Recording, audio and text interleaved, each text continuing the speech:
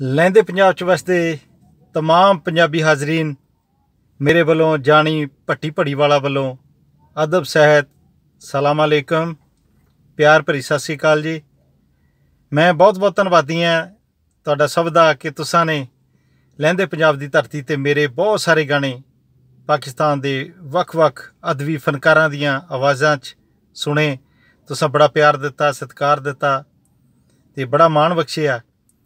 सो उन्हां गीतां दे विचों कुछ गीत ने जिहड़े तुसां बहुत मकबूल कीते, मशहूर कीते, जिन्हां दे विचों रब वर्गा सी तेरा यार वैर ने, नी तू इज्जत गवाती थाणियां च रोलता, उन्ना याद आवांगा मैं जिन्ना तू भुलाएंगी, यादां तेरियां सोहणियां आउंदियां ने तड़फाउंदियां ने यादां तेरियां। इदां दे बहुत सारे गाने तुसां गीत मेरे पसंद कीते।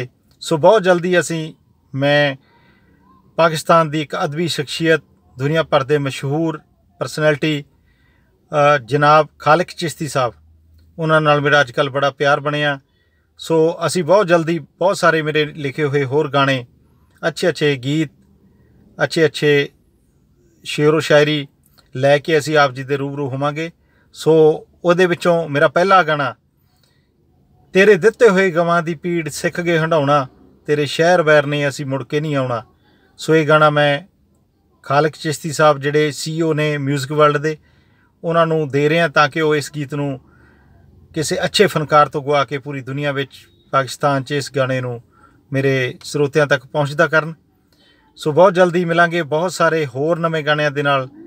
ते खालिक चिश्ती साहब अल्लाह करे, खुदा करे, रब करे, वाहिगुरू करे खालिक चिश्ती साहब लम्मियां उमरां बख्शण ते खालिक चिश्ती साहब चढ़दी कला च रहन ते पंजाबी अदब, पंजाबी कल्चर, पंजाबी सभ्याचार, पंजाबी अदबी बोली, गुरमुखी ते शाहमुखी दोनों दी दुनिया भर दे विच दोनों नूं प्रमोट करते रहन। सो बहुत जल्दी मिलते हैं जी नवे गाने दे नाल, तेरे शहर वैर ने असी मुड़ के नहीं आउणा।